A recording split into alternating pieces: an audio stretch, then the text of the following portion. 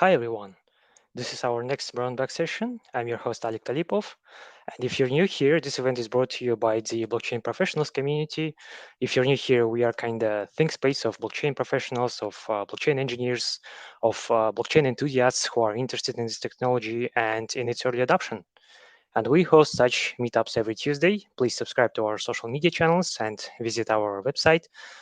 Check out our other sources to get all the invitations and to find the recordings of our previous sessions. We host also many other interesting activities like articles. So we host conferences, we have our own podcast, and many other interesting things. And please stay tuned and check out our pages. Today we have our invited guest Zhenya Hasis, based in Abu Dhabi. She's a tech entrepreneur and founder of Berkana VC fund venture community, I believe. And Zhenya will deliver a speech about fundraising in technology businesses. Hi, Zhenya, how are you? I'm good. Thank you for this event. Yes, thank you so much for being with us today. And without further ado, I will bring your deck to the stage, and the mic is yours. Good luck. Okay. Okay. So I would really like to know how many people here are listening to me today. And I would like to say, guys, happy to see you here. No. Obviously, I hope that you see me and you hear me very clear. So let's start. As my colleague already said, my name is Ginia Heises. I'm PhD in biochemistry, and I am tech entrepreneur. I was building my tech recruitment company for 7 years.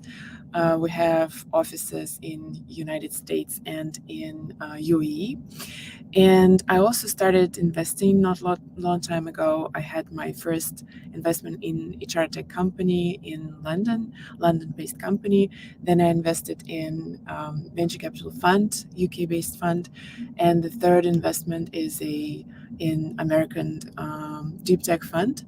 And I really like this journey, and like to share insights which I have. So let's go. I would really like to start from the introduction and really want to share why you actually probably would like to listen to me today, or maybe not. So I'm here to share my experience of owning tech recruitment company because I was the person who built sales department in America, and I came in America in 2020. It was a pandemic year, and it was probably the most horrible time ever to plan travel there and to start living there. And but I honestly I didn't choose. I flight there like 3 days before the pandemic, and then the borders were closed, and I just stuck there. And I decided to understand how to survive during the pandemic when you're not in your country and you're trying a lot of different things, other than probably the things that you really should do. But all of us, we were very stressed. So it is what it is.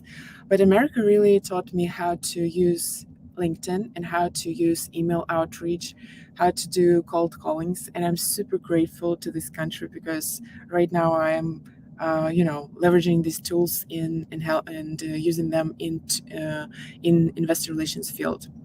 So after this hard times in America, where I became a expert in LinkedIn, and later I helped a lot of people to revamp their pages in order to get jobs, in order to build their sales process.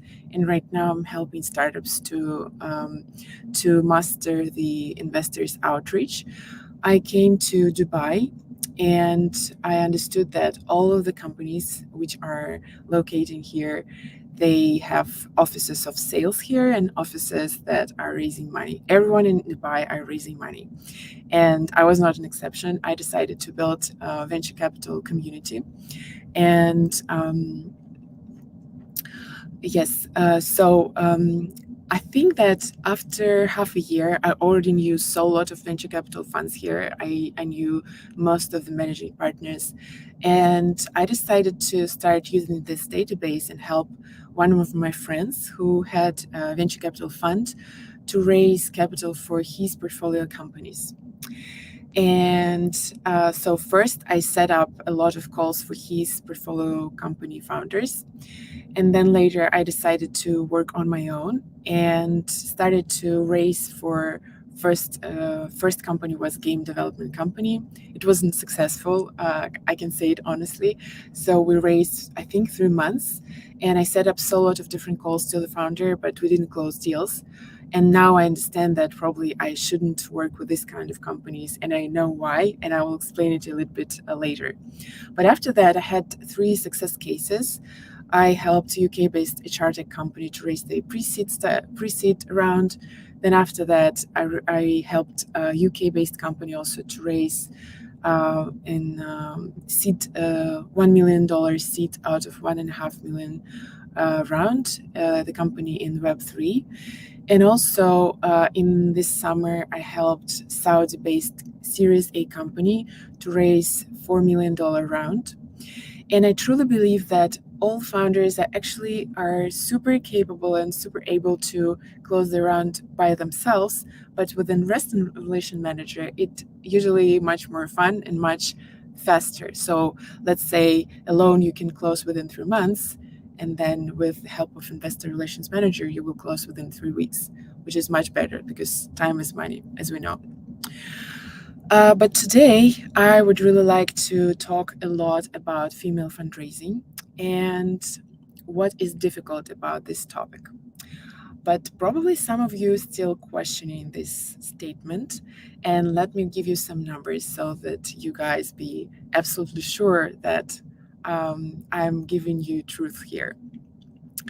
So I need to say that 2 weeks ago, I participated the event held by Techstars and Plug and Play, and both of the heads of chapters, Techstars and Plug and Play, they said that it's just 2% of startups led by women applied in their program. That means that sometimes in the end of the batch, we don't have even one female founder. So imagine the world where all accelerators are usually have just startups led by men, and 95% of consumers market are women. 95% decision makers in consumers market are women. And we are living in a world where men are building products based on their own vision. These products are funded by men, but decision making process is always in, like, most of the time in the hands of women, and it actually creates such a huge imbalance in the world where we're living. Also, I need to say that it's just 12% of women are present in venture capital funds. Sometimes there are firms that they don't have even one woman on board. Less than 3% of all female founded companies are funded. So this is just horrible numbers, and I'm absolutely sure that all of us need to think about it and start to help this world become more balanced by supporting female founders which are close to you. And I think that the best inclusion in this could be women supporting women, and I'm one of them. So that is why I really want to underline some soft skills that are women can rely on. And I would probably start with the fact that women have better empathy. Don't get me wrong, some men are also very empathetic and some women are very resilient. But in general, women have very good empathy, and that's why they can be very reliable leaders. Also, women are usually have this ability to support because we, like most of us, are built to be mothers, and this is the quality that we develop throughout all our lives, supporting each other, supporting our close ones, uh, people who are close to us. And men are usually more, competitive. It's just different kind of behavior. And we probably know that most of us know that a lot of HRs in different corporate companies are women. That is exactly why we are more supportive, and we have very good empathy. There are some things that I also want to talk about here. They are cultural differences, and I was thinking when I was preparing to this topic, I was thinking that there is very interesting cultural difference that men are usually raised to suppress their emotions. So women are kind of allowed to show their feelings in our society, and this is super rare that men can say, "Oh, I'm scared," or "I'm angry," or "I'm frustrated." Men usually hiding their emotions. That's why just because women are more allowed to show emotions, we are better communicators in very hard situation, very troublesome situation. And a lot of startups, be it like Series A, let's say, imagine situation, Series A startup, complicated decisions, board meetings. I'm absolutely sure that women can show their skills and ability to address very difficult situations in very very sensitive on very sensitive topics and very sensitive situations.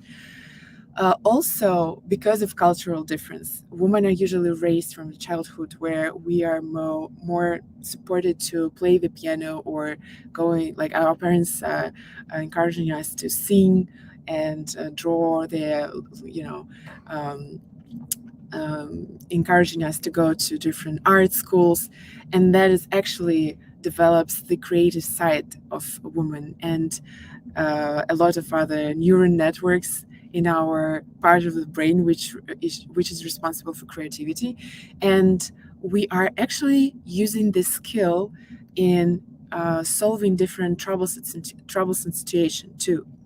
So all that is leading to the point and to my conclusion that we are actually a very good leaders. All women are very good leaders, but this is not enough. So soft skills are not enough to become a very good entrepreneur, and because the environment and ecosystem is built also like with, let's say, 95% of men, that means that we also need to be very strong in some other things, and I really want to go over these things right now. So first is obviously very strong P&L. And let's say you're a pre-seed company, you are probably questioning this statement right now, saying that, "Oh, I don't have revenue." Yes, of course, you don't have revenue, but you can have a unit economy, and you can check the CAC, right? Creating one banner and let's say uh, calculating how much money you need to spend in order to get the client attention. And then if this client is clicking the banner, right? So you can calculate how many people actually really want to buy your product. And also you can get some market analysis and different metrics from your industry and calculate all the maths and show it to investor. Second is very interesting and very important thing for a startup is a team and team expertise. If you are building a healthcare company, you definitely need to have at least one person in your team who is responsible for industrial expertise. Let's say this is a doctor, and this doctor have access to clinics, or this is a scientist, and the scientist is doing doctoral dissertation or something, and this doctor has access to different data of patients, and this will give you so lot of benefit and make your startup outstanding. Let's say you don't have this expertise right now and you don't have this expert in your team. What you can do, you can go and participate to so lot of different events and so a lot of different pitch competitions and say it out loud that you are looking for this team expert, and at some point you will just find this person, because I've heard so lot of stories where people just meet at hackathons or boot camps, and this is very important if you are building some kind of startup in industrial niche. There is one more thing that I didn't put on this slide is expertise in checking a lot of product hypotheses. And I would probably say that this is a very important thing because like if you're checking, let's say, 10 different hypotheses within a week, you're moving very fast, and that will bring you to success, no matter if you have the ability to communicate or you have good empathy. Let's say if you're checking, like if you're working very fast and validating a lot of hypotheses, and that can definitely bring you to success, because sometimes success is the amount of failures which you had previously that brought you to one successful attempt. um, Another thing that I also want to talk about is investment proposal. A lot of people are not placing investment proposal to a pitch deck, and I'm always surprised about that because so let's say you had a strategy session within your company and you decided that, okay, we raise 500K. Well, we are raising in UK from angels. We need to have two angels. The minimum check is 250,000 pounds, and that will be our first round. We will cover it within 2 or 3 months. If we don't do this, then we need to go to accelerating programs, and then you need to throw all your resources to accomplish this strategy within this amount of time. Or you decided that, okay, we are right now locating in London and we want to raise in UK because we think that we need to raise in UAE because we believe that UAE is a greatest market for us to start. That means that you need to probably start advertising your startup already in UAE. You need to get some prepaid contracts in UAE, show revenue, and then probably raise from the fund, which can give you 500K in one check. So different strategies, and you always need to understand, like, how do you raise, from where, from who you raise, how much money, within how much time. And this is very important, and this homework you should always do and put all the information on the slide. I will show you later how to do it. um, well, I would really like to share some details about UAE because I'm here, living in UAE for 2 years already. I'm contacting a lot of investors, and recently I decided to share contacts of different investors. I will give you the link to my LinkedIn, and every single Monday I post lists of venture capital investors, women, in my region. So first I started 3 weeks ago with a list of UAE woman in VC, and it was interesting because it was Emirati Women Day, and I didn't know it, and it was a 100% coincident, but things happen for a reason. So it was very popular, this post. But next week I published a list of Saudi women in VC, and that post actually went viral. It had, I think, 80,000 reach right now. I think something like 20 people shared this post, and I still have so lot of great feedback from the market about this post. But um, let me just start sharing, like, what you really need to think about before going to race in MENA region. So talking about UAE, there is not a lot of venture capital funds who are investing in pre-seed companies. I think that a year ago, I've heard the announcement of one fund for $50 million, and that was just because probably people here understood that all of the companies which we're having here in UAE, they are built with expats on the money which they raise in their countries. And then after that, all these experts are coming here in UAE, and they are raising seed rounds. And that means that some investors in UAE who probably would like to support the startups at the very, very early stage, they are not making this 100x to their money, return on investment. So probably that idea came from just commercial perspectives. But obviously, it would be a very great initiative if we'll have more pre-seed funds, pre-seed focused funds. But right now, we mostly have accelerators which are funding pre-seed startups, but most of the funds invest starting from seed stage. That brings us to the next thing, that most of these funds really like to invest in companies that have revenue. And if you're under 50K MRR, that means that probably you're flying below radars of these funds and you're not interesting to these funds. Also, there is one important thing that you need to point your attention, is that most of the money in all the biggest funds here in Emirates coming from sovereign funds, and that requires that most of the mandate here, like most of the funds here, are investing in fintech, in healthcare, in education, in sustainability and cybersecurity. So there are several industries that are loved by all these funds, and there are some companies that cannot get funding here just because they are not into the mandate of the country. But obviously, we still have game development funds and accelerators.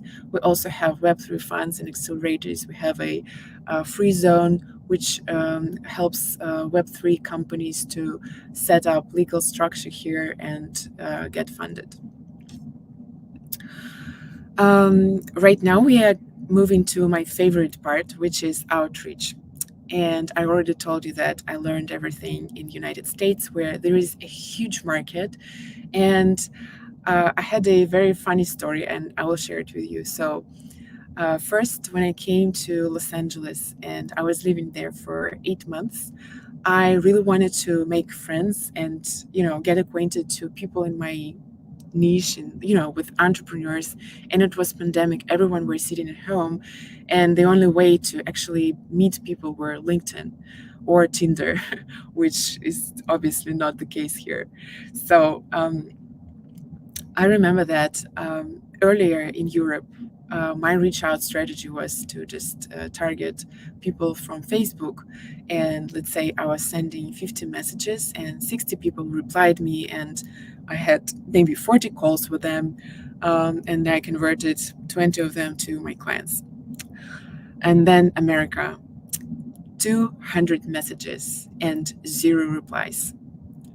I was thinking something wrong here, something wrong with the market, or I don't know, maybe something wrong with my page. I googled a lot of different materials and I learned a lot of things on YouTube, and I understood that okay, probably I need to get more 200 more potential friends in LinkedIn and target them. So finishing my 400 first message, I received one reply, and the person said that he's not interested in connecting to me. I was very confused, and I understood that something is definitely wrong and I need to dig deeper. And I purchased some courses of professional brand, LinkedIn outreach, B2B sales. I really spent a lot of money and understood that first, you need to revamp your LinkedIn page. And this is the most important thing. And right now, when I'm helping startups raise capital, right now, I'm starting from this. And within next 2 weeks, all of the founders who I'm working with, they are getting 1.5x better conversion rates into calls. That means that these people are closing their rounds not in 6 months, but in 4 months. Or they are getting not 10 calls with potential investors, but 15 calls. Getting this extra 5 calls, it means that they are getting 5 more possibilities or opportunities to pitch their startups, which is super valuable, right?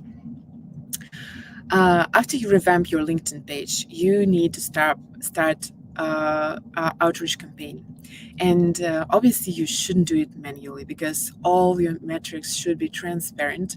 And this is a very important thing. You need to think about it a lot, that everything that you are doing, all your outreach should be transparent in terms of metrics, because you need to know all your conversion rates on each and every step of your funnel. Know your open rates, your click rates, your response rates, everything. You need to know how many people open your emails, how many people read it from top to bottom, how many people open your pitch deck. And there is a lot of different software instruments that will help you to understand where was the most interesting slide, like which number of the slide was the most interesting to your investor, or how much time did investors spend on your slides. Usually they spend something like 10 seconds per slide or 6 seconds, but sometimes you are adding some slides which are super interesting. Let's say maths, which we were talking about, like several minutes ago, about unit economy, and this is the slide where usually investors stop and trying to calculate the business and actually how much money they will make together with you after the investment. So I would recommend to use Phantom Buster or Expandy for the LinkedIn outreach, because they are giving very transparent analytics. They're giving very nice graphs. In LinkedIn, yes, emails, I usually use Lemlist. It gives you a very clear perspective on every single metrics which I mentioned before. Get Prospect is the software which helps you to enrich your data. And I think half a year ago, I contacted a founder who taught me one more instrument for outreach, which is WhatsApp. Interesting, right? He raised $15 million within this tool, WhatsApp, and he used Lasha to enrich the data. Lasha gives you very good data of investors' WhatsApp numbers, and you can send them a message and actually give them a call. Let's talk a little bit more about that. I never had experience of cold calling before, but for one of my founders who I helped with fundraising, I was cold calling investors. So what we were doing, we were reaching out them via LinkedIn, then we were sending them email, and then I was sending them WhatsApp message. And after, if they didn't reply uh, during all this time, I was calling them. And it is interesting because in UAE, some of investors who picked up the phone, they were so nice. I was so surprised. I was a little bit stressed and confused because it was my first time and I didn't know how they react. And I was telling something like, "Hi, my name is Jenny Hasis. I'm investor relations manager for this kind of startup." I named it. "And I really want to have 5 minutes of your valuable time to present you an idea if you're interested in that." And then the investor goes, "What's your name? Pardon, what's your name?" And I was like, "Really? He's interested in my name?" And I repeated the phrase. And he said, "Yeah, I'm curious. Go ahead."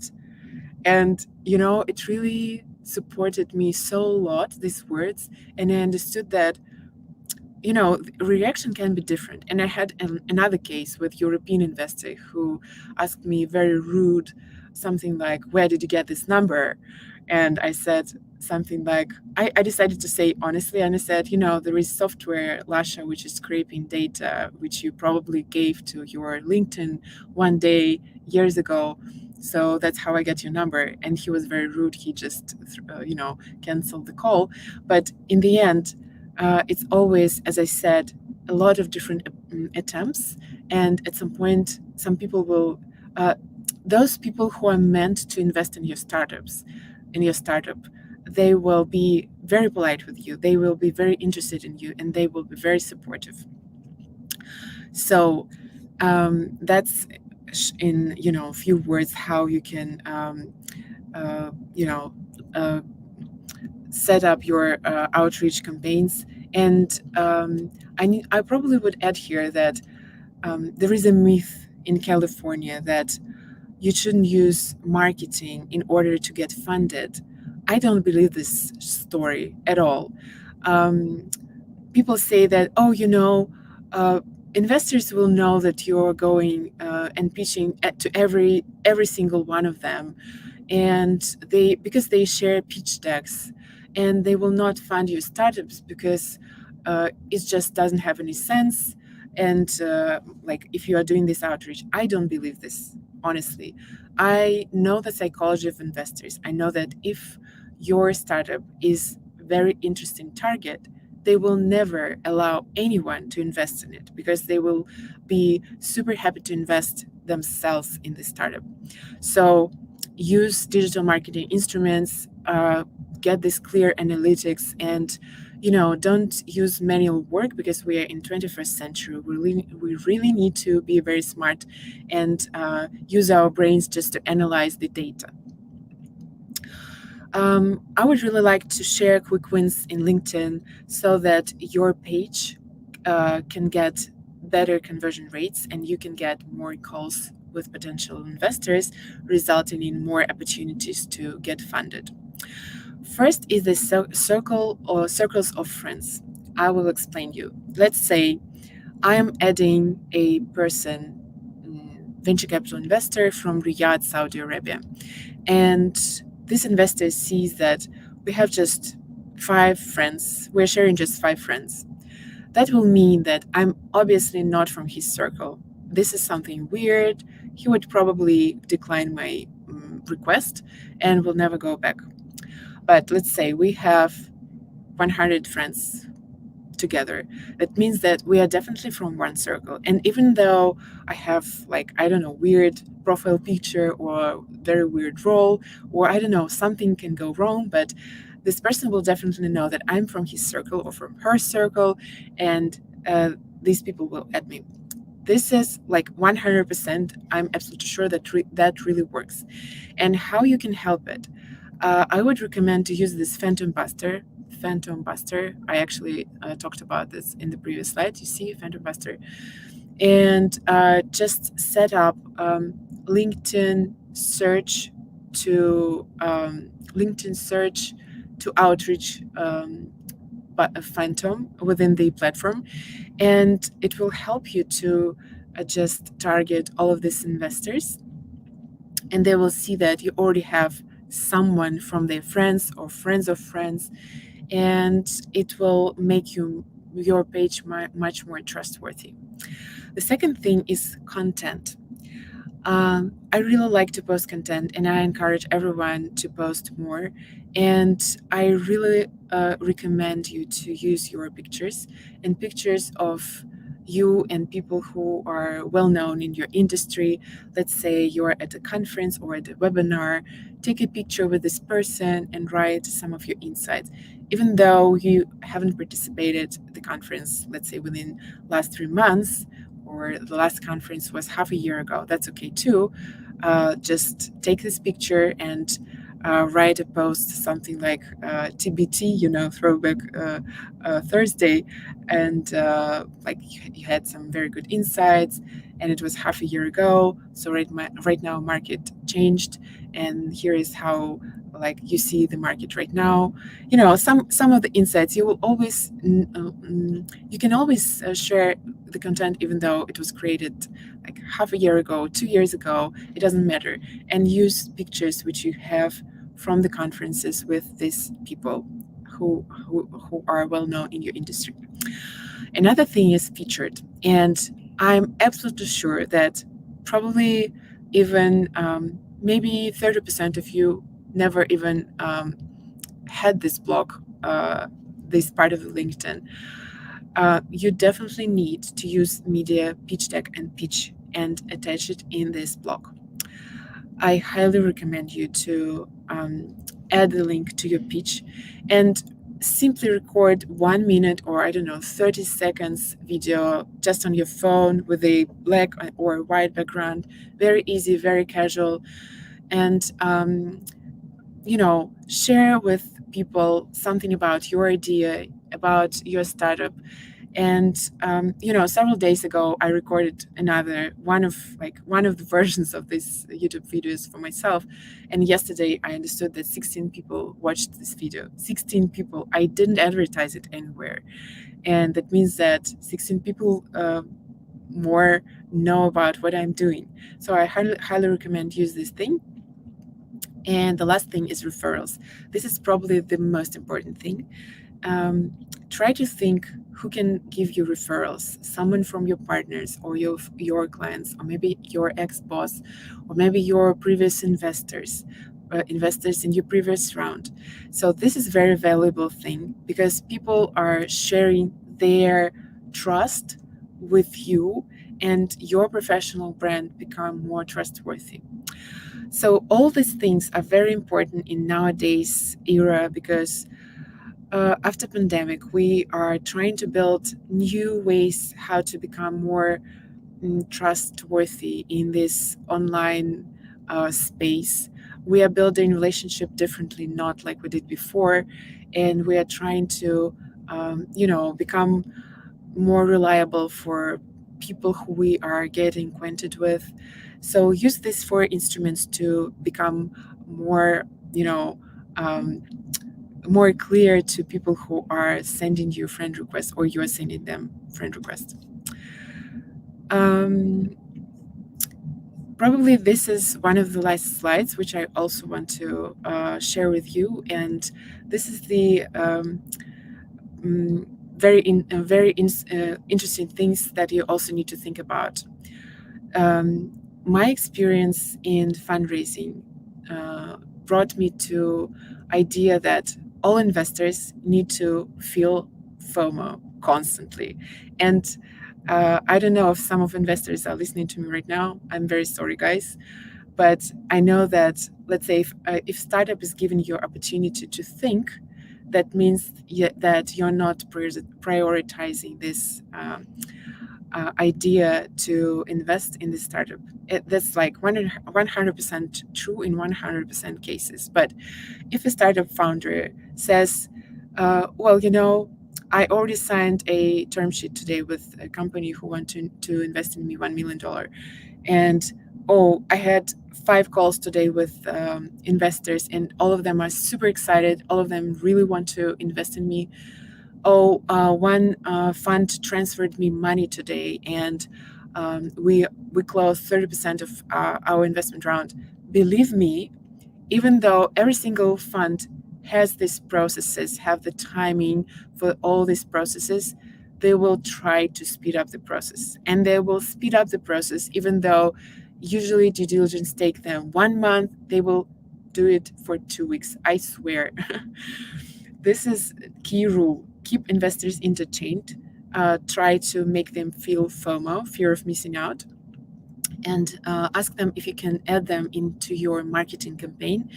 And right after you had a call with them, with some of representatives of the fund, just add them in this marketing campaign and send them monthly um, updates on your company progress. Also, keep in mind that the round should always be oversubscribed. So you shouldn't stop your marketing and outreach strategy unless you have money on your bank account. One of the founders who I worked with, he always repeated that um, until the money is on the bank account, everything is just a party. So people like to chat to you, they really want to know your insights. Maybe they are just interested in what you're doing. Maybe they have a portfolio company, or they are looking for, they are thinking to invest in one company. They just want to get insights from you. Or maybe they just really like your personality. They are super attracted to your energy. So until you received the money on the bank account, do not stop getting more investors in your funnel. One more thing is very important is the pitch. Investors are thinking that if you know how to sell your startup, that will help them to make them money because it will help you to raise not just this investment round, but the next one and the next one, and probably that you can go to I don't know, M&A process.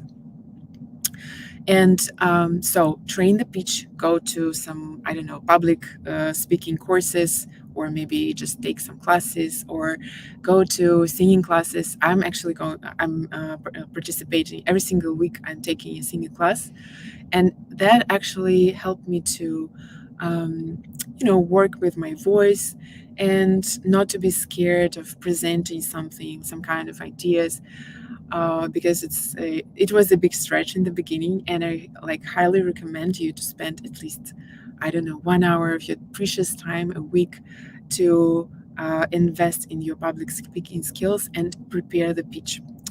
And probably the last one is the understanding how investors are making money together with you, because there is so lot of different business models. And one thing that you should definitely pay attention to is probably sometimes you can see it on the website, or you can just ask this question directly when you're pitching your idea. Ask them what is their business model. Sometimes investors are investing into pre-seed company, and then they exit at seed company, and they are thinking that they will make, I don't know, 5x or maybe maximum 10x. Sometimes just 2x is enough within half a year, and they are super happy. Sometimes investors are investing long term, or sometimes they are relying on dividends. And all that will help you to understand if you have ideal client in front of you when you're pitching this idea. That's about this, and yeah, I think that, like, one more last thing that I will probably want you to think about is that even if investors said no to you, that doesn't mean that this is a no. Sometimes this is not right now. And try to ask this investor to introduce you to someone who he or she thinks that will be, benefit. Your startup will benefit from this introduction, or I don't know, maybe try to understand the investment focus of this person and recommend some of your friends to this investor and build relationship. Do not drop the social connection, even if it is not a right fit today. I'm sharing with you my contacts. Feel free to reach out to me to Telegram, WhatsApp. Um, Check all my social media. I'm creating content every single day on different platforms, on LinkedIn, on Telegram, in my Instagram, in my Facebook. It is always different because I have different audience there. I am kicking off another batch of Female Fundraising Accelerator on 25th of September, where the ideal goal is to close the investment round within 3 months. And I'm working one on one with founders and helping them to close deals with investors in MENA region. And my network is in MENA and in United States. So I'm doing these introductions for founders. And I'm also helping and consulting about LinkedIn revamp. So if you really need my help, just drop me a message in Telegram, and I would be very happy to help you. I am I hope that that was a little bit of value to you, and I really enjoyed preparing for this invitation or for this event, and I'm super grateful for organizers to give me the opportunity to speak today. So thank you, guys. Thank you, Jenny, so much for such a great talk and such a great presentation. When I was listening to your slides, and I had this idea that these advices were very, very useful, but at the same time, they sound very rational and very simple. And I noticed that I have never wondered about such a simple things about making LinkedIn better, scarping tools, and so on. And could you please just a second? Yeah, let me check the live chat if we have any questions. And before we dive into the live chat, I would like to ask some questions myself. Could you please tell me what is the most stressful part of fundraising? Most stressful part. Well, for different founders, it's different. For me, it's always checking different hypotheses, because we never know who will be the ideal investor, right? And the first month, we usually check. Let's say we have a hypothesis. You are a startup from, I don't know, from uh, United Kingdom, and you have, let's say, Russian roots, and your most like preferable market right now is America. Okay, so what is your first ideal hypothesis? Who is your ideal investor? And let's say you're raising pre-seed. I would say that it's first angels from United Kingdom because you have legal structure there. Second, angels from Russia because you have roots in Russia and you can be like better explaining them like why they need to invest in you, and especially because you're doing business on global market. Third hypothesis is obviously America because they have clients, but Americans really like to invest in American IP and American legal structure. This is why I'm explaining you that it will be probably hypothesis number three, not two or not one. And let's say sometimes we have very interesting insights. Let's say hypothesis number one gave us the best conversion rates. That means that we need to drop second and third, and we need to understand how to get more angels from UK. And this is, I wouldn't say that this is stressful, but it's like super time consuming, and it really it really needs a lot of energy and understanding of the market, and a lot of analytical job to get more this customers ideal ideal customer persona, if we can say this about investors data. So this is probably my part of the thing that can be kind of complicated. And sometimes I just see that for founders, they are thinking about so lot of different things. And let's say you're a founder from California and you're raising from UAE, and there is a lot of different accents here in this region. And sometimes people just trying to explain the idea of the startup, and they are trying to understand what the investor asked them about, and everything is just about the pitch, sometimes very stressful. So I would probably say that for founders the most stressful thing is pitch, and this is the thing that need to be prepared very properly. Okay, and during your presentation, you mentioned about this difference for men and women in fundraising in technology businesses. But what if we speak about the roots? You also mentioned that how different and difficult is it for people, for founders from different locations, like, for example, the Middle Eastern region, the Eastern Europe, the APAC, the Southeast Asia, and so on. How difficult is it for them to raise some money from investors? So the question is it difficult from other regions I to mean, read? yes, I mean, does it play a big role about the roots? Well, I don't think that in Dubai it really plays any kind of role because this is a very receptive ecosystem. You like in Dubai, you can see all nationalities, everyone.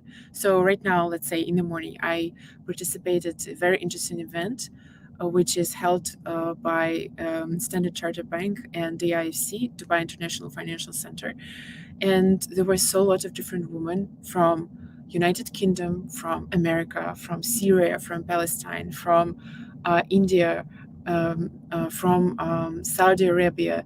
Um, so there were a lot of people, and like we feel very comfortable here speaking English everywhere because so this is just because the ecosystem is built this way. I probably think that in New York is the same. I was living in New York for several months, and I think that there are some cities in the world where you feel super comfortable.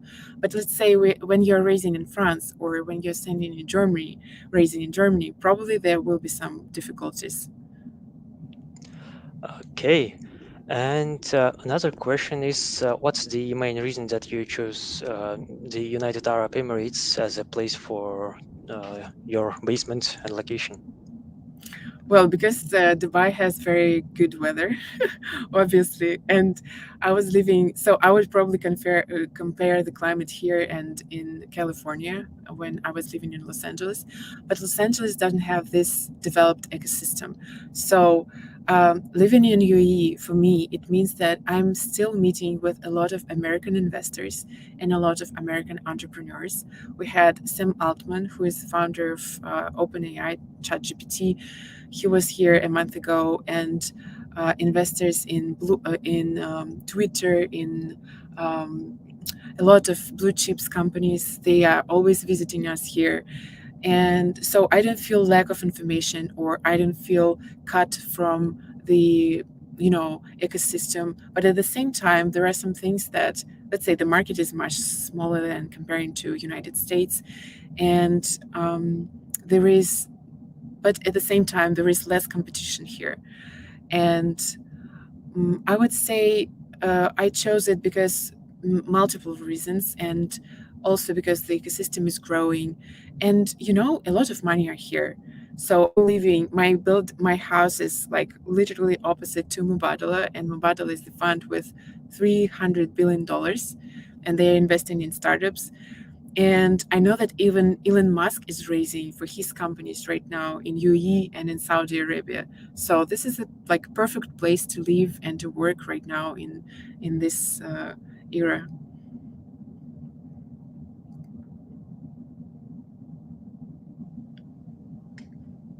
Okay, yeah, thank you so much. And I'm very jealous about the weather since it's plus 9 degree here in Kazakhstan, and I'm wearing a jacket. And so, yeah, uh, another thing I like about the United Arab Emirates is that the time zone is very good. I mean, it's very comfortable to have calls with both with somebody from Europe, somebody from Singapore, and Philippines, Bali, and so on. And talking about the part where you have mentioned the content and your social media pages, so could you please maybe uncover some of the details? How do you plan your content? How different is it for Instagram, LinkedIn, personally for you? I mean, what kind of content do you post on your different social media channels?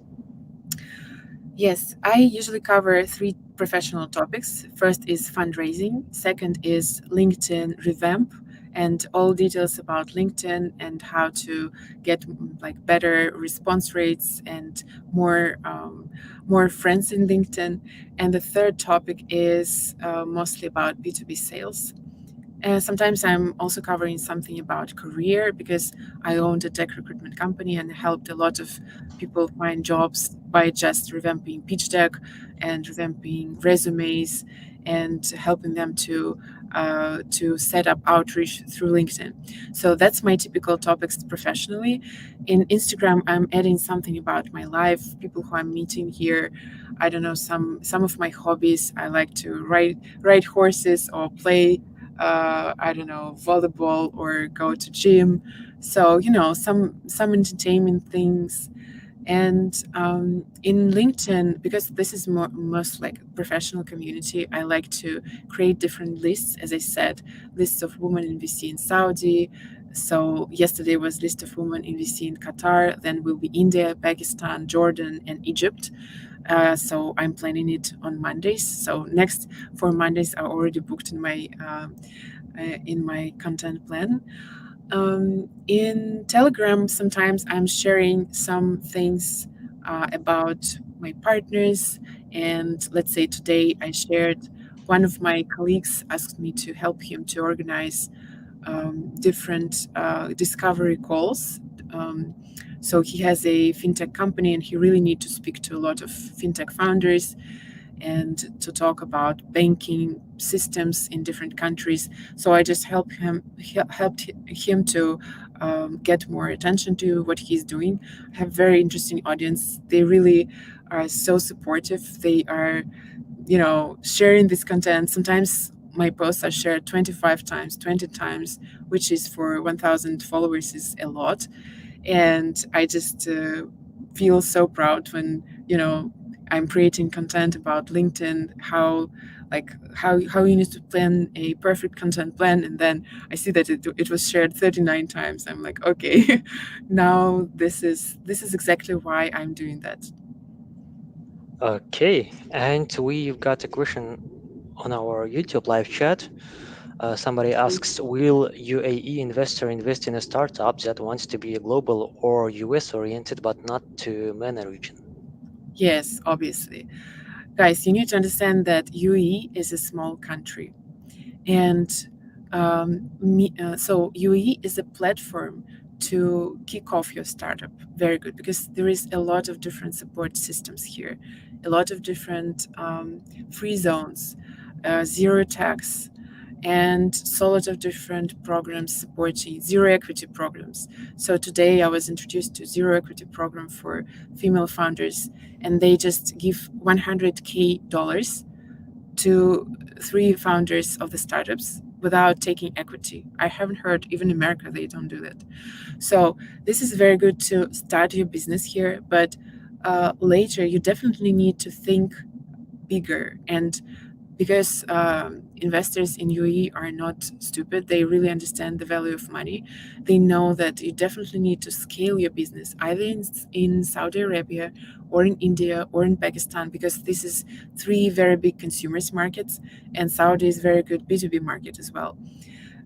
Also, if you are saying that you are targeting United States, they will be just super happy that you are thinking out of box and you have connections there, or you already did your market research.